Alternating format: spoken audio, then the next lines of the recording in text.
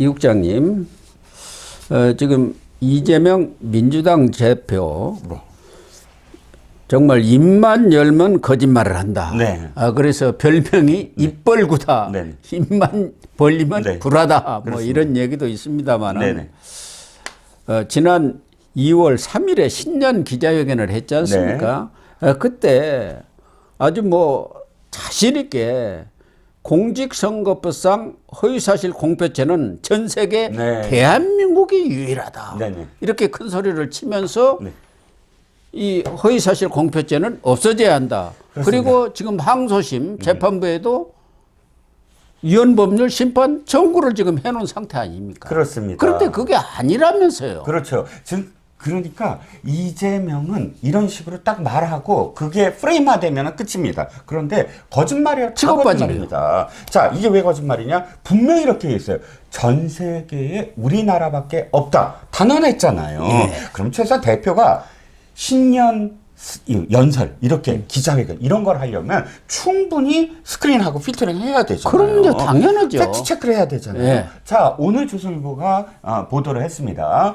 미국의 일부 주죠. 미국은 다 주가 하나의 스테이트입니다. 그렇기 때문에 50개 주에 주마다 전부 다 이 법이 약간씩 다릅니다. 적용되는 법이. 미국의 주와 그다음에 영국, 그다음에 일본, 그다음에 뉴질랜드 이런 각각의 캐나다까지 네, 각각의 나라의 허위사실 공표와 관련된 법들이 다 존재하고 있다. 특히나 이게 지금 이 민주당의 시비를 거는 건 다 시비를 거는 게 아니라 행위라는 부분에 시비를 걸거든요. 예. 행위라는 것이 상당히 모호하다 하면서 이 행위를 지금 허위사실 공표와 관련돼서 제외하거나 고쳐야 된다. 이게 위헌적이다 이렇게 얘기했는데 영국의 헌법을 보면 품행이라는 것이 들어갑니다. 그러네요. 품행이라는 것 역시 행위와 별 차이 없습니다. 뭐 그렇게 얘기하면 국민대표법 106조 1항에 있네요. 영국에. 네.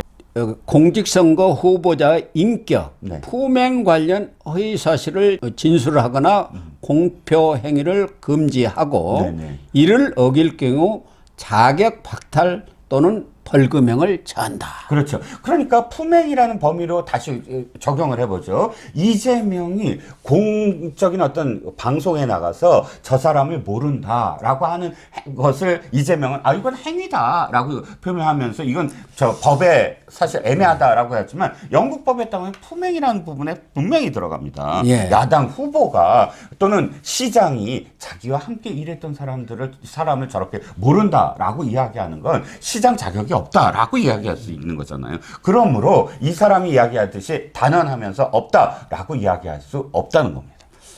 그러니까 말씀하신 대로 자기한테 이익이 되는 것은 뭐 거짓말이든 사실관계도 확인을 않고 일단 국민들한테 딱 발표를 해서 프레임을 딱 씌우고 그러고는 치고 빠지기. 히트앤드런. 예, 왜냐하면 사람들은 각인 효과가 있어요. 그때 저도 그렇게 알았어요. 그것만 우리나라만 있나? 그건 좀 그러네. 그런 생각을 했다니까요. 그런데 이재명이 그렇게 말한 건 확실하게 기억이 남지만 이렇게 조선일보에서 예를 들어서 이렇게 팩트 체크하죠. 이거 사람들은 그래 그러고 넘어가 버려요. 그런데 이 사실도 네. 국회 도서관이 민주당한테 알려줬다는 거 아닙니까? 네, 민주당 측에서 그런 사례가 있는지를 좀 확인해달라. 원내 대표 실에서 그럼 확인해 줬으면 아마 이재명한테도 보고가 됐을 것 아니겠습니까? 이 기자회견을 하기 위해서 이런 걸 만들 텐데. 만들었다고 봐야죠. 자료를. 그런데도 이거 싹 무시해버리고 거짓말을 한 것 아니겠습니까? 그렇죠. 그러니까 이재명이 지금까지 정치하는 행위에서 가장 스스로 뛰어나다고 생각하는 게 이런 거예요. 어떤 사실을 왜곡해서 그 말을 딱 전달한 다음에 그게 아니면 말고 하고 또 다른 이슈로 넘어가고 또 다른 이슈로 넘어가고 하면서 각인을 시키는 거죠. 자신의 거짓말을. 그게 이재명의 정치 술수. 가장 이 자신이 지금까지 정치 생명을 유지해온 정치 술수죠. 그래서 그 정치 생명을 유지해 왔는데 그 거짓말 때문에 네네. 지금 정치 생명이 경각에 달려 있는 게 바로 선거법 항소심 사건. 그게 두 가지가 다 거짓말 아닙니까? 그렇죠. 김문기 모른다. 또 하나는 국토부 협박이 있었다. 그게 지금 12일 날 두 명에 대한 증인신문이 있었고 19일 날 한 명 증인신문이 있고 그리고 26일에는 또 하나 정준이라고 아마 민주당 측 패널을 했던 사람 같은데 이 방송 진행도 네네. 뭐 한양대 겸임교수라는 사람을 양형 증인으로 채택해서 지금 이 항소심 재판부는 무조건 26일 날 결심을 하겠다 지금 이렇게 한 거 아닙니까? 그렇죠. 그냥 무조건 결정을 하겠다라고 이제 확언을 한 거고요. 사실 2심 재판부는 벌써 3개월을 어긴 셈이 됐어요. 왜? 네. 이재명이가 폐문부제부터 시작해서 엄청나게 많은 또 공작을 펼치지 않았습니까? 네. 그래서 2개월을 그냥 넘어가 버렸죠. 하지만 이 고법 형사 6-2부죠. 예. 상당히 그래도 공정하게 또 신속하게 이 재판을 이끌어 왔습니다. 이재명이 계속 그 증인도 뭐 14명 신청했죠? 13명. 13명. 했는데 3명만 받아들였죠. 받아들이고 또 뭐 기타 여러 가지 어떤 부분들을 또 공작을 전부 다 차단시키면서 이제 변론을 한 번으로 끝이겠다라고 이제 선언을 해버렸습니다. 그런데 어제 2심에서는 이재명 측에서는 회심에 그런 네. 증인을 내세운 것 같아요. 나름대로 구해가지고 그동안에는 이 과거 성남시 이 공무원들이 증인으로 나와가지고 재판 1심 과정에서 국토부 협박 받은 바 없다. 다 이렇게 증언을 했단 말이에요. 네네. 그러니까 그걸 뒤집을 증언이라 해갖고 지금 한 명을 어제 증인 신청을 했는데 그중에 가장 핵심이 정책기획과 주무관 아닙니까? 네네. 정책기획과. 사실은 이 백현동 사업이라는 게 원래 이 주무과는 도시기획과, 네, 도시기획과. 그리고 관련과가 주거가 환경과예요. 예, 예. 그런데 그 과장들은 이미 1심에서 네네. 그 관련자들은 증언했잖아요. 다 증언했어요. 그러다 보니까 정책기획과를 끌어와가지고 예. 아마 설득 회의를 했을 텐데 예, 예. 와가지고 검사가 물어보니까 직접적인 국토부의 압력은 있었느냐 했더니 없었다. 그런 사실이 그러니까 없다. 정책기획과에서 국토부로부터 불이익을 받을 수 있다는 논의 그것을 했느냐 하니까 그건 이제 국토부의 압력이 있었느냐 협박이 있었느냐 그거 아니겠습니까? 그러니까 나는 그런데 참여할 자격이 없다. 주무관이고 네네. 그런 얘기는 과장이나 국장선에서 하는 거니까 전혀 모르겠습니다. 네. 그러니까 부인한 거란 말이에요. 그렇죠. 그럼 이재명이 지금 이번에 고법 지금 항소심에서 판사들에게 증인 3명 있습니다라고 그 한 명이 공무원이었어요. 사실 이때 상당히 많은 어떤 우려가 있었습니다. 위증을 그러니까 조사하지 하도 않았느냐. 위증을 잘하니까. 어떤 사람을 구하지 않았느냐. 네. 정말 그거 아니면은 해석할 수가 없잖아요. 그러니까 반전 카드로 다 내놓는 걸로 생각해요. 이미 공무원들 전부 다 나서서 증언도 했고 또 이것도 있습니다. 압력을 넣었어요. 그때 당시에 보도가 있었습니다. 이재명이 직접 공무원들한테 전화해서 아이고 그거 국토부 압력 받으신 거 맞죠? 라는 식으로 계속 다 전화를 일일이 했거든요. 그때의 상황을 보면 어떻게든 한 사람을 해서 증언을 하게 한다. 이런 어떤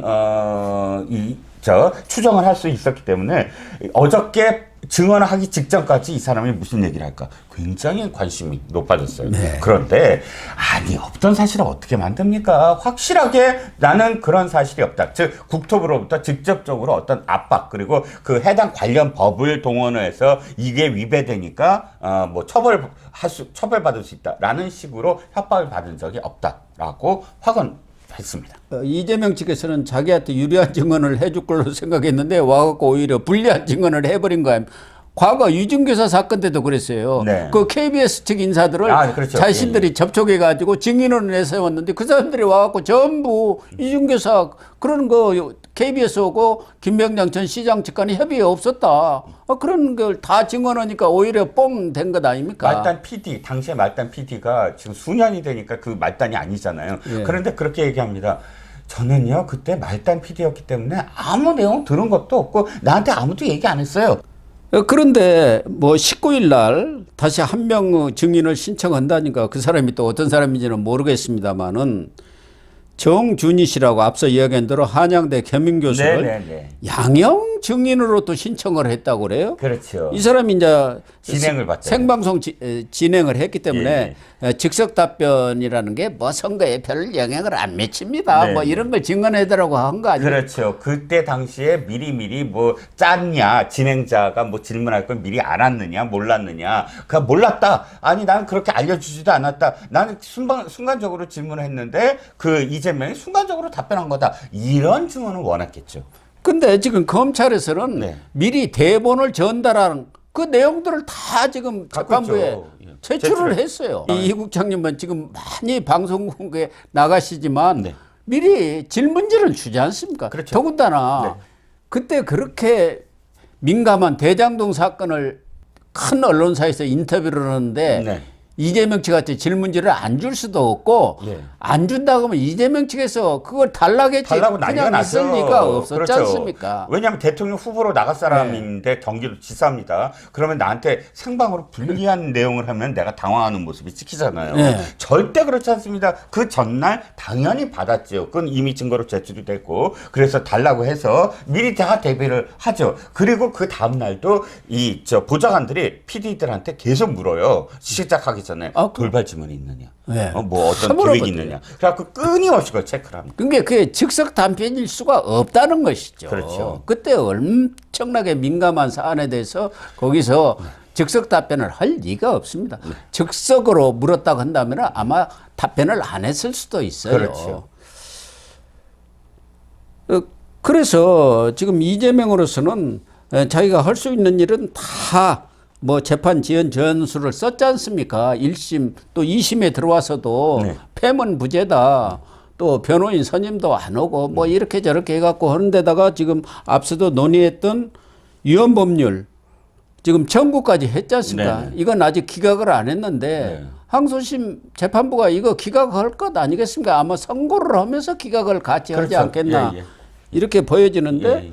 이재명은 이제 무슨 자신감인지 엊그제 김어준 방송에 가서는 항소심 나는 전혀 걱정 안 합니다.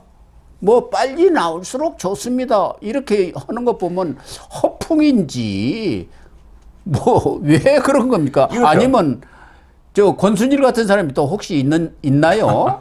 항소심 재판부에도. 그건 아닐 것 같고요. 빤히 알 겁니다. 고법에서 당연히 항소심에서 똑같이 1심과 거의 똑같이 나올 겁니다. 그런데 왜 그럴까요? 그 다음 말에 해답이 있습니다. 김어준이가 일부러 답을 유도해요. 아, 그래요? 이거 대법 그 2개월 만에 안 되죠? 뭐 이렇게 얘기한 거예요. 2개월이라는 게 뭐예요? 바로 이 헌재가 3월에 심리가 끝나면 2개월 만에 그러니까 5월 달에 대선이 끝나잖아요. 네. 그러니까 이 대선 끝나는 기간 동안은 대법원이 안 나오죠? 이렇게 물은 거예요. 거기에 대해서 답변을 이렇게 합니다. 아이고 대법 그거 절대 저기 2달 만에 안 돼요 하면서 웃으면서 형사소송법상 뭐 안 된다고 그러는데요. 뭐 형사소송법상 뭐 그런 게 이게 뭐냐면 그 저기랑 똑같은 거예요. 지난번 왜 그 고법에서 늦춘 거랑 똑같은 겁니다. 뭐냐면 이게 처음에 이 상고할 거냐 라는 거를 이제 재판부가 물어요. 항소심 그걸 서류를 전달합니다. 7일 이내로 받으면 20일 이내로 줘야 돼요. 네. 그러면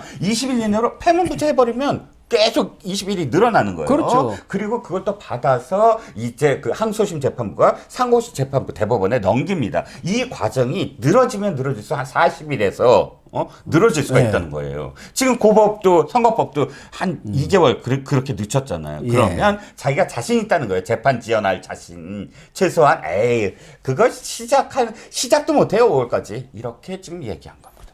그러다 보니까 오늘 또 아주 유력 언론에서 이재명 대표 스스로가 항소심에서는 사실관계가 다 확정되는 것 아니냐. 네네. 그렇다고 한다면은 대법원은 항소심 결과가 뒤집혀질 가능성이 없는데 그런 것을 안고 대통령이 설사 당선이 된다고 하더라도 그게 제대로 대통령직을 유지할 수 있겠느냐. 네. 그렇다고 한다면 최소한도 당기면은 얼마든지 한두 달 내에 대법원 선고가 나올 수가 있으니까 그렇게 좀 해주세요.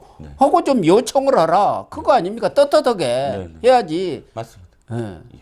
그렇습니다. 그러니까 너무 당연한 거죠. 당신이 그렇게 자신 있어 한다면 그 자신감이 도리어 대선 후보가 되는데 굉장히 유리하다. 떳떳하게 내가 대법 판결까지 받고 대선 후보로 나서겠다라고 하는 것이 정상적인 그런 정치 행위 아니냐라고 조선일보가 아주 준엄하게 사설에서 얘기했죠.